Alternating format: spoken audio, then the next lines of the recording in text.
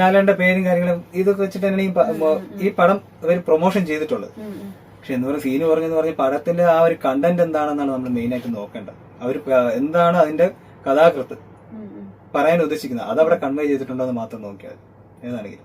പിന്നെ ഈ പറഞ്ഞ മൂവി ആണെങ്കിലും ഈ പറഞ്ഞ മൂവിയുടെ സ്ക്രിപ്റ്റും കാര്യങ്ങളെല്ലാം ലാലേട്ടനാണെങ്കിലും രാജുവാണെങ്കിലും എല്ലാവരും കറക്റ്റായിട്ട് വായിച്ചിട്ട് തന്നെ ആയിരിക്കില്ല അത് ചെയ്തത്. പിന്നെ അതിൽ നമുക്ക് ഖേദിക്കേണ്ട കാര്യം വരുന്നില്ല. ഇപ്പൊ ഒരു നമുക്ക് നമ്മുടെ സൈഡിൽ നിന്ന് ഇപ്പൊ തെറ്റ് പറ്റിയും തോന്നിക്കഴിഞ്ഞാൽ ക്ഷമ ചോദിക്കുന്നതിൽ കുഴപ്പമില്ല. പക്ഷെ ഇതൊരു കലാസൃഷ്ടിയാണ്. അപ്പൊ അതില് നമുക്ക് പറയാനുള്ള സ്വാതന്ത്ര്യമുണ്ട്. ഇന്ത്യ എന്ന് പറഞ്ഞ മഹാരാജ്യത്ത് നമുക്ക് ആർക്കും നമ്മുടെ വ്യക്തിപരമായിട്ടുള്ള അഭിപ്രായം പറയാൻ സ്വാതന്ത്ര്യമുള്ള രാജ്യവും കൂടിയാണ്. അപ്പൊ അവിടെ നമ്മളിപ്പം ഇവൻ ആരാണെങ്കിലും തെറ്റ് ചെയ്തു കഴിഞ്ഞാൽ നമ്മൾ തെറ്റെന്ന് പറഞ്ഞാൽ അത് അംഗീകരിക്കാണ് വേണ്ട. അല്ലാതെ